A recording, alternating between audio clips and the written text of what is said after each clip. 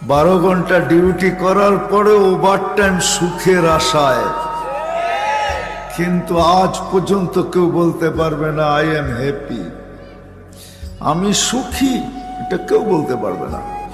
সুখী শুধু আমাদের কেক সুখী, কেকের গায়ে লেখা থাকে হ্যাপি, কেক সুখী, আমরা সুখী না।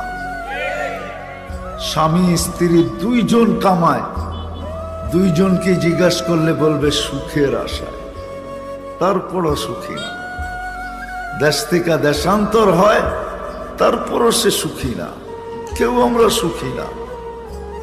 আজকে যা দেখতেছি চোখে, কসম খোদা। এই জন্যই উলামা একরাম আমাদের জন্য এরকম মাহফিল রচিত করেন।